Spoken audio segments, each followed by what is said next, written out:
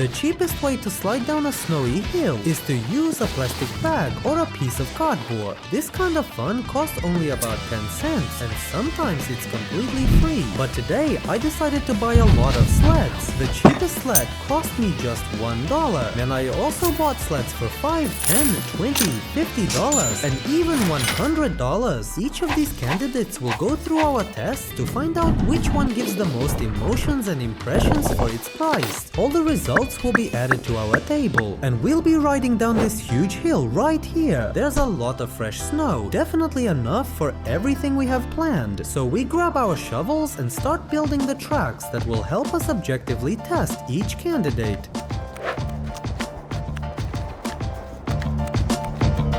The first track will be a speed track. We cleared it from snow and poured water over it so the sleds could go as fast and as far as possible. The second track is twisty with barriers. With it, we'll test how well the sleds handle. And we also have a jump ramp. A jump from it will show how strong and durable each sled really is. The first ones to be tested are the cheapest sleds. They cost only $1 and I think many of you had something like this. Looking at them, the first thought that comes to mind is, how am I even supposed to fit on these? They're very small. At first glance, they're made okay. The plastic is flexible and in theory shouldn't be brittle, but if you look closer, you can already see scratches on the material, even though we haven't ridden them yet. The quality is pretty bad, so for the first parameter, we give them only 3 out of 10. Next, we should evaluate the features, but there's nothing special here at all, so initially the score is 0. Let's go ride already.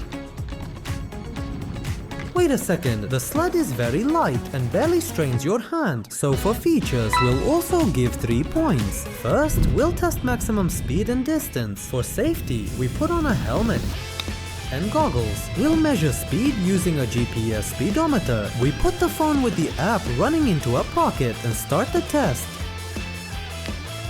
I barely managed to fit onto the sled and it slowly started picking up speed. I tried not to brake at all, but soon it hit something and stopped. The app recorded only 10 kilometers per hour. That's basically very fast walking speed. And the distance from the start point was about 15 meters. Those are the results in our conditions. If the hill were bigger, the numbers might be better. For speed, we give 4 out of 10. And for distance, only 3 points because 15 meters is basically nothing. Let's move on to the next test. Handling. Control is done using your legs. Lower your right leg, turn right, left leg, turn left, and you can also lean. Let's go. I picked up a bit of speed and crashed into the barrier even before the first turn. Let's try again. We accelerate, try to turn left, and again straight into the fence. The handling on these cheap sleds is almost non-existent, probably because of the very small contact area with the snow. You can only ride straight. Handling gets 2 points. The last and most brutal test remains, the jump ramp. The plastic thickness doesn't inspire any confidence, but we have to test it. We gain speed and jump. The sled barely flew off the ramp, but even that was enough to finish it. The handle turned out to be the weakest point. For durability, we give a maximum of 2 out of 10. The total score for the first candidate is 17 points. Spoiling it a bit, that's not much. These sleds didn't survive our tests, but we can confidently say that for their price, they're awesome and they definitely deliver fun. With the first candidate done, it's time for the second one, costing $5. Basically, these are similar sleds, but round shape, and now they have 2 handles. The plastic is a bit thicker, still flexible, and there were fewer scratches and defects. We liked the quality slightly more, so the score is 4 out of 10. The features are similar, lightweight plus an extra handle. We give 4 points. Time to ride. The speed measuring app is running. We sit on this disc and squeeze everything we can out of it. It launched more confidently, reached 14 kilometers per hour and traveled almost half the hill. The measurements showed 32 meters with still some distance left to the bottom. Speed gets 5 out of 10 and distance 6 points since these sleds traveled twice as far as the previous ones. Now let's test handling. We assume that with 2 handles and a larger contact area, handling should be better. Let's go!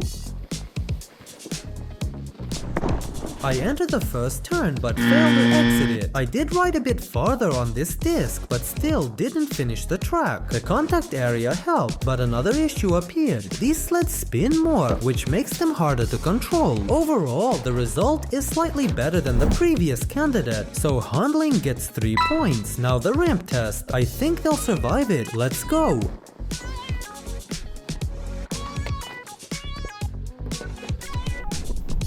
I flew much higher this time. Let's check for damage. There are a few more scratches, but everything else, including the handles, is intact. So durability gets 5 out of 10. The plastic is still very thin, and riding over rocks could damage it. The total score for these sleds is 27 points, which is already 10 more than the previous candidate. The next sleds cost 10 bucks. For this price, we get larger sleds, but with an unusual design, which we'll show now. They're made of plastic similar to the previous ones. The sleds came with a bag of accessories. Inside, we found a rope for pulling the sled, and also levers that we install into place. These levers are used for steering, and you can also brake with them. I'm sure many of you wanted sleds with levers as kids. I definitely did, but our excitement is reduced by some downsides. The plastic is very thin, even thinner than on previous candidates. The levers have some play. There were burrs, scratches, and even a missing letter on the logo. The seat has a foam pad to soften the ride, and a small backrest with an extra carrying handle behind it. The good news is that these sleds are very slippery, so we expect them to be fast. For quality, we can give at most 5 out of 10. We'd really like thicker plastic. For features, we note the levers, rope, padding, and rear handle. That's 6 points. Time to ride. We sit down and rush downhill.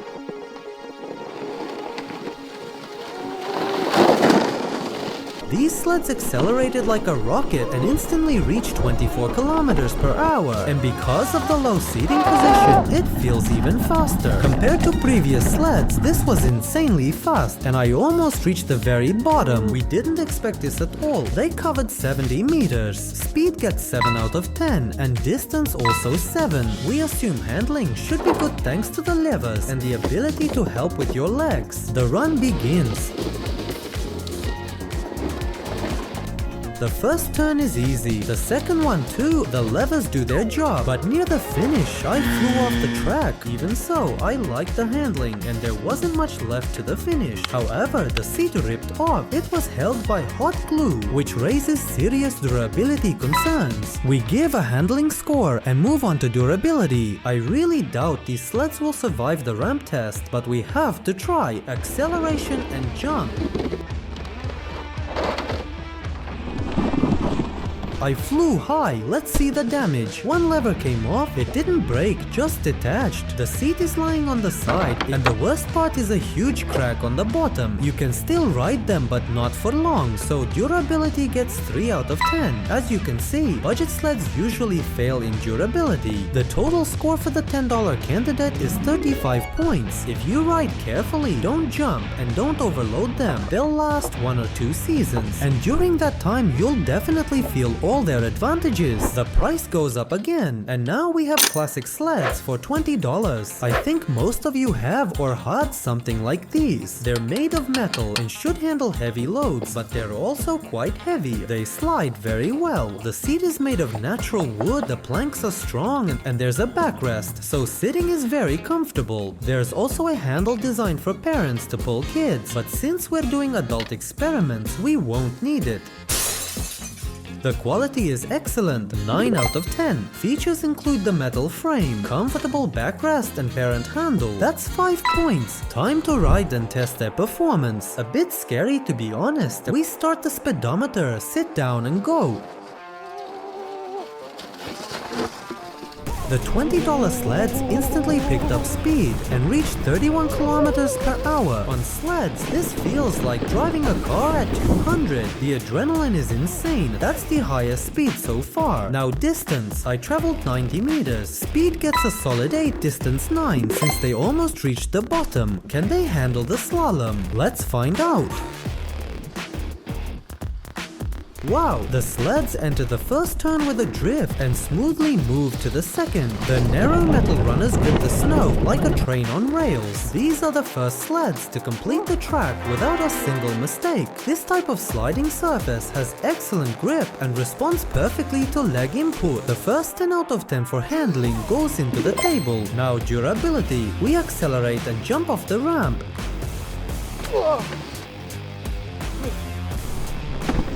As you can see, I landed and even went farther. What about the sleds? Not a single scratch. We didn't stop there and jumped several more times. No matter what we did, we couldn't damage the $20 sleds. These are like a Toyota in the sled world. Durability is 10 out of 10. The total score is 51 points, a massive lead over all previous candidates. Now it's clear why so many people choose these sleds. They cover all needs for a reasonable price. I've already accumulated a whole army of sleds. You can tie them together with ropes, sit as a group and ride all together. They feel faster and the fun multiplies at least 3 times, although it usually ends with one of us wobbling and falling out. Now it's time to review this black box, which cost $50. You're probably wondering how sleds fit inside. We unbox it and get the answer. They're inflatable, also known as a snow tube. Inside there's an ordinary car tire. To make the tube usable, it needs to be inflated. We connect the pump and start pumping.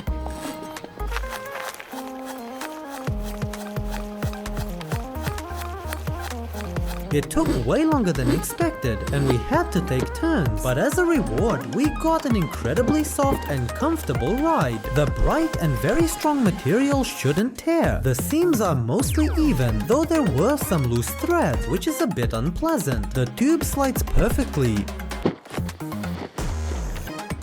There's a strap for carrying and handles to hold on to. Quality gets 7 out of 10 because of the loose threads. Features include incredible softness, handles, and the strap. And the main advantage is that it's easy to deflate and take anywhere.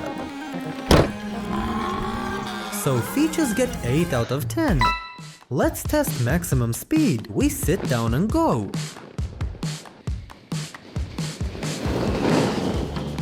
The tube flies downhill at rocket speed and reaches 34 kilometers per hour. It's very comfortable and soft and the handles make you feel secure. That speed is insane, close to some mopeds' top speed. Now distance. Our 100-meter tape wasn't enough, so after remeasuring, we got 110 meters. Without snow, it could have gone another 40 meters. The $50 candidate performed well. Speed gets 9, distance gets 10. Now the slalom. We honestly have no idea what to expect.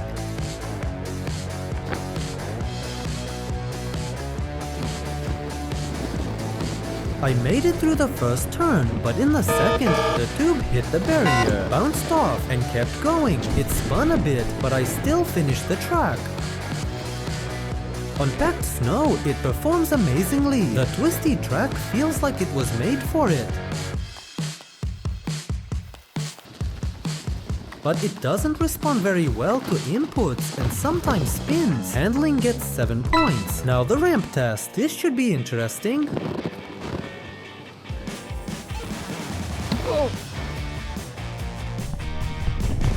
The first jump was very soft, everything looks intact. We jumped for an entire hour and nothing happened to the tube. No tears, no punctures. Even if something did happen, it's easy to patch. Durability gets 9 points. The $50 candidate scored 50 points, just one less than the previous one. Bundling and quality hold it back slightly, but the comfort and overall impressions are just as good, or even better in some cases, especially if you tie it to a car and ride for real. I think that's the best way to use these sleds. No climbing hills, just sit, relax, and enjoy the scenery.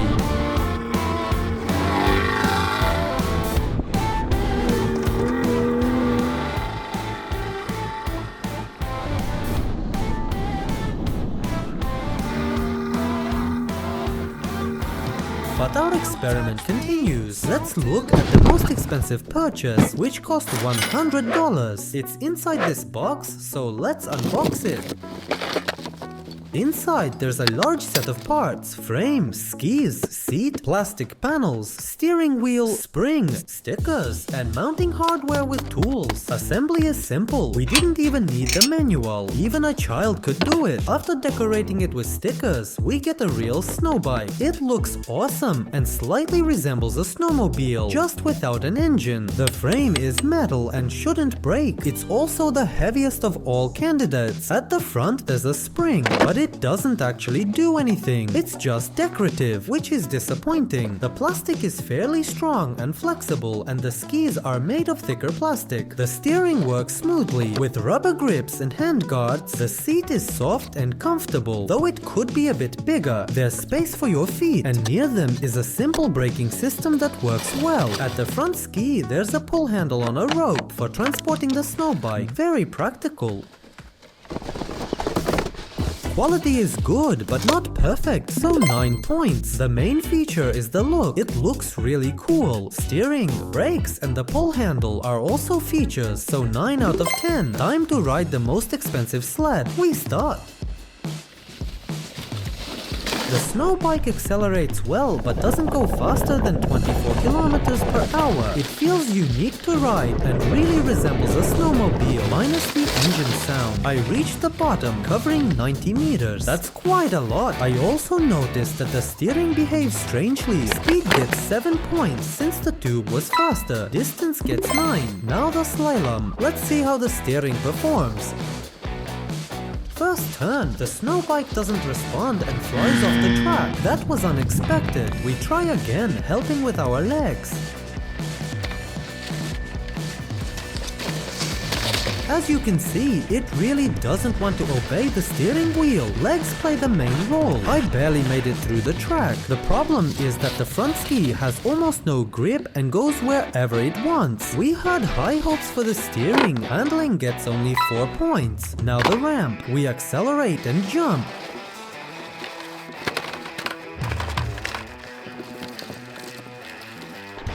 I landed and the snow bike rolled downhill on its own. Upon inspection, some plastic was damaged and one bolt was missing, possibly lost earlier. It probably won't survive more jumps. Durability gets 5 points and the total score is 43. We didn't expect that 2 previous candidates would score higher than the most expensive one. Still, this snow bike isn't bad, but it's probably better suited for kids. So it takes 3rd place. 2nd place goes to the tube, although it could have been 1st, but the winner is the metal sleds, which take 1st place. Which sled did you like the most? Share your opinion in the comments, and don't forget to like the video and subscribe to the channel.